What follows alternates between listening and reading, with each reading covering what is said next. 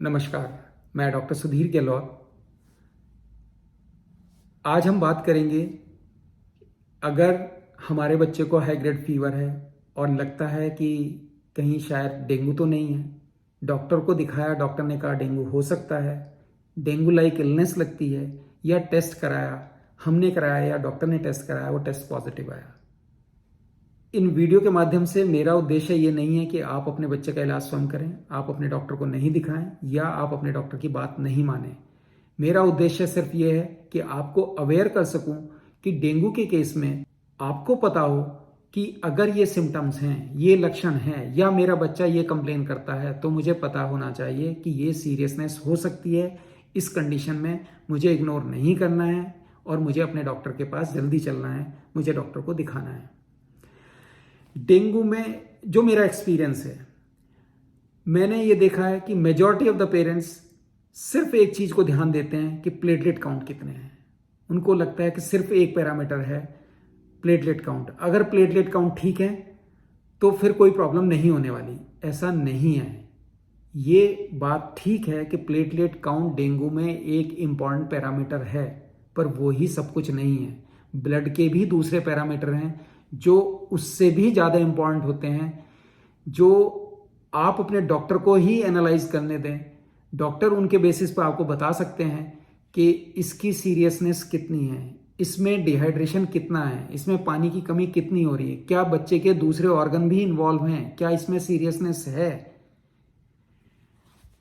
Symptoms जो आप खुद देख सकते हैं, जिससे आपको खुद को आइडिया लग सकता है कि इस डेंगू में सीरियसनेस हो सकती है। बच्चे पहली इंपॉर्टेंट चीज, डेंगू में commonly problem 4th to 6th day, मतलब 3rd to 6th डे समझ सकते हैं, पर majority of the time 4th to 6th day, चौथा, पांचवा, छठा दिन बहुत क्रूशियल होते हैं।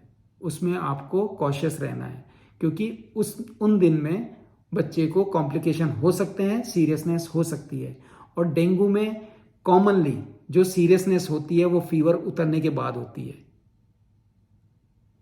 सिम्टम्स अगर आपको लगते हैं शुरुआत से ही, बच्चे को हाई ग्रेड फीवर है, बच्चे को सर दर्द है, और बच्चे को आंखों में भी दर्द है, या बच्चे को हाथ पैरों में दर्द है, हाथ पैर दर्द, ये सारे सिम्टम्स ध्यान रखना किसी भी इन्फेक्शन में हो सकते हैं, किसी भी फीवर में हो सकते हैं। ऐसा कोई जरूरी नहीं है अगर ये सिम्टम है तो डेंगू है, ये सिम्टम नहीं है तो डेंगू नहीं है। डेंगू में भी ये सिम्टम हो सकते हैं, क्योंकि डेंगू भी एक वायरल इन्फेक्शन है, और किसी भी वायरल इन्फेक्शन में फीवर होना, सर दर्द होना, बॉडी एक होना, ये कॉमन है। अब आपको ध्यान रखना है कि कौन से सिम्टम ऐसे हैं जिन पे मुझे ज्यादा ध्यान देना है, जिनको मुझे इग्नोर नहीं करना है।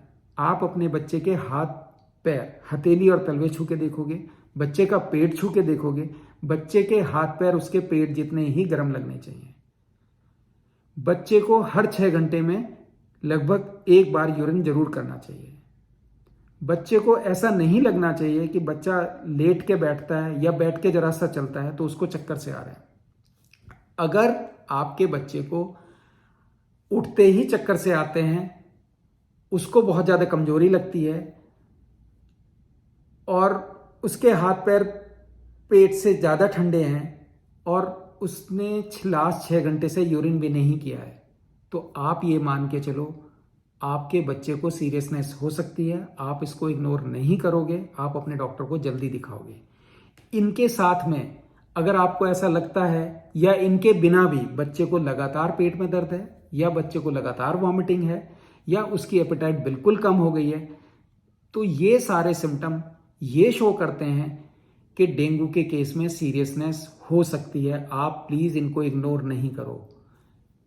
जैसे बच्चे को पेट दर्द है, बच्चे को लगातार वॉमिटिंग है, उसके हाथ पैर पेट से ठंडे हैं, बच्चे ने लास्ट 6 घंटे में यूरिन नहीं किया है, उसको जरा सा चलते ही, बैठ के चलते ही या लेट के उठते ही चक्कर से आते हैं, ये सारे सिम्टम ये शो करते हैं कि बच्चे को पानी की कमी हो सकती है, बच्चे को सीरियसनेस हो सकती है।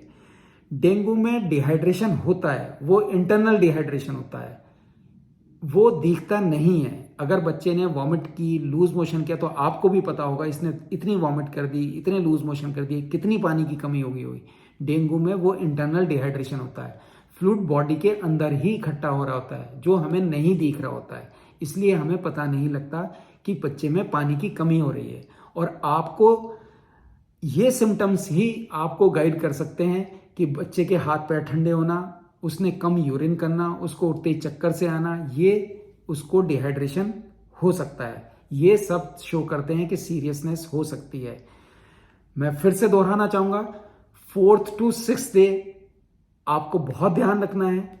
डेंगू में commonly problem seriousness 4th to 6th day होती है। दूसरा ये, डेंगू में सीरियसनेस कॉम्प्लिकेशन जो है फीवर उतरने के बाद होते हैं, उसको इग्नोर नहीं करना है। आपको सिर्फ प्लेटलेट काउंट पे ध्यान नहीं देना है। प्लेटलेट काउंट जब तक 1 लाख से ऊपर है तब तक शायद बच्चे को कोई प्रॉब्लम शायद नहीं होगी। दूसरा, उसके हाथ पैर ठंडे तो नहीं है, बच्चे ने यूरिन कब से नहीं किया, क्या 6 घंटे से ज्यादा का टाइम बीत चुका है, क्या उसको उठते ही चक्कर से आ रहे हैं, क्या बच्चे को लगातार वॉमिटिंग हो रही है, क्या बच्चे को सीवियर पेट दर्द है, या बच्चे को सांस लेने में तकलीफ हो रही है। अगर इनमें से कोई भी सिम्टम है तो मैं बिल्कुल आपको ये समझाना चाहूंगा, आपसे ये रिक्वेस्ट करूंगा कि आप इसमें इग्नोर ना करें, अपने बच्चे को जरूर और जल्दी डॉक्टर को दिखाएं। अगर आप इन चीज अब इंपॉर्टेंट चीज ये है कि हम घर पे रहते हुए क्या कर सकते हैं जिससे ये सिम्टम, ये कॉम्प्लिकेशन ना हो।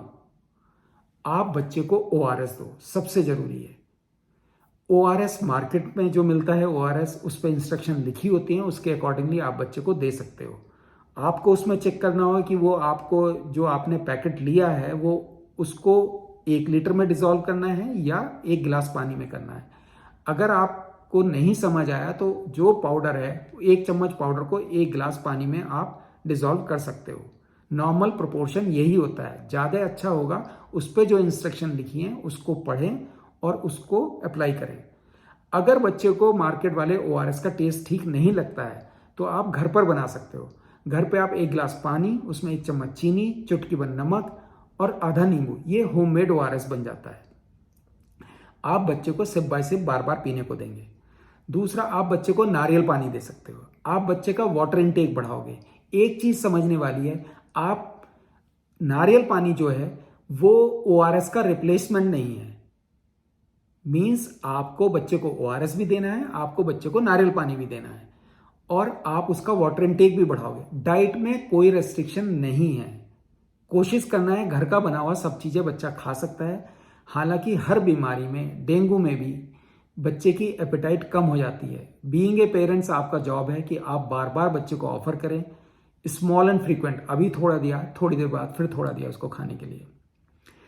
आप समझ सकते हैं कि आपको आपका बच्चा एक्टिव लगता है, उसके हाथ पैर ठंडे नहीं हैं, उसको पेट में दर्द नहीं है, उसको वॉमिटिंग भी नहीं हो रही, उसको उठते ही चक्कर से भी नहीं आ रहा है, आपका बच्चा ठीक से ORS पी रहा है, डाइट उसकी नॉर्मल है और वो यूरिन नॉर्मल कर रहा है, तो आप समझ सकते हैं कि उसमें शायद सीरियसनेस नहीं है, भले ये डेंगू पॉजिटिव है। और उसके प्लेटलेट काउंट कितने हैं? प्लेटलेट काउंट जब तक 1 लाख से नीचे नहीं आएंगे तब तक शायद उसको कोई मेजर प्रॉब्लम नहीं होगी।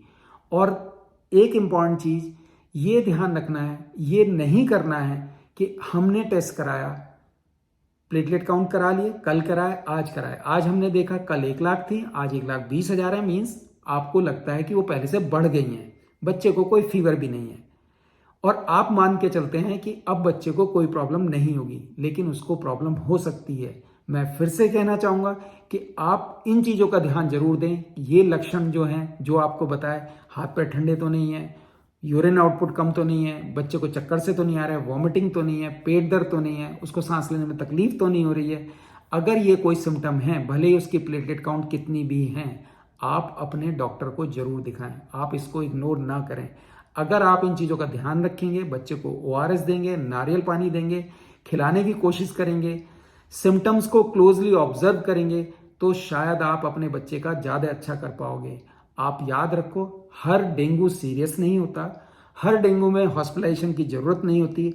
आपको ये प्रिकॉशन लोगे, आप इन चीज़ों का ध्यान रखोगे, तो मुझे पूरी उम्मीद है कि आपका बच्चा जल्दी से जल्दी रिकवर करेगा और शायद उसको हॉस्पिटलाइजेशन की ज़रूरत नहीं पड़ेगी। अगर आपको लगता है, आप इन वीडियो को सब्सक्राइब कर सकते हैं, जिससे आप कोई इन्फॉर्मेशन यूज़फुल मिस नहीं करेंगे, और आपको लगा कि ये इन्फॉर्मेशन ठीक है, तो आप उसको अपने दोस्तों के साथ या अपने फैमिली मेम्बर के साथ शेयर कर सकते हैं, जिससे शायद उनको भी कुछ मदद मिल सकती है।